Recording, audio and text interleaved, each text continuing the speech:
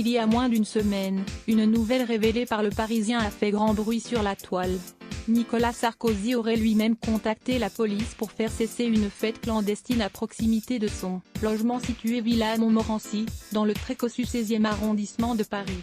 Car dans la nuit de mardi à mercredi 14 avril, l'ancien président de la République aurait dû faire face à un boucan d'enfer.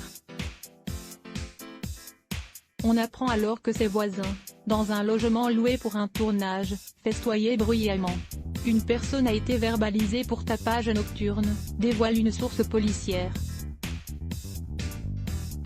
Puis Nicolas Sarkozy a remercié chacun des fonctionnaires, avant de les féliciter pour cette intervention en appuyant sur l'importance de la renouveler le plus souvent possible, raconte Le Parisien. Mais le nom de l'ancien chef de l'État aurait été accolé à cette histoire un peu trop facilement. En fait, rapidement sa conseillère en communication dément et affirme que le mari de Carla Bruni était présent à ce moment-là au Parc des Princes pour le match PSG Bayern de Munich. L'équipe de Touche pas à mon poste est revenue sur les faits dans son émission du lundi 19 avril.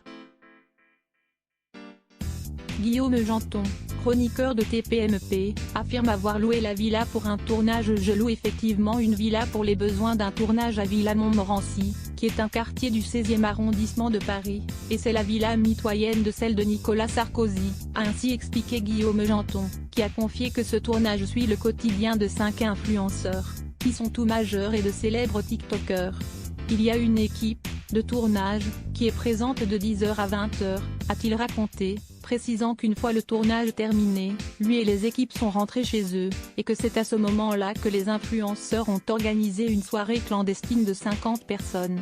Il y avait toute la jeunesse dorée parisienne, a-t-il précisé. Un incident qui a mis hors de lui Guillaume Janton mais aussi Cyril Hanouna. En effet, la production de ce programme est une sous-production de celle de l'animateur de Touche pas à mon poste, l'impliquant lui aussi en quelque sorte. C'est vrai que j'étais très énervé le matin quand j'ai appris ça.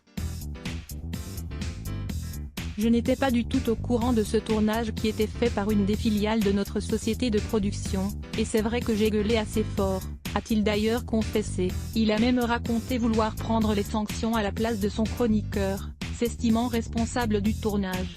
Je ne vous lâcherai pas là-dessus, a-t-il conclu. À voir aussi, Stevie Boulet en remet une couche sur Loana et s'attaque à Affida Turner. Qu'à lire aussi les blocs ADS. Why?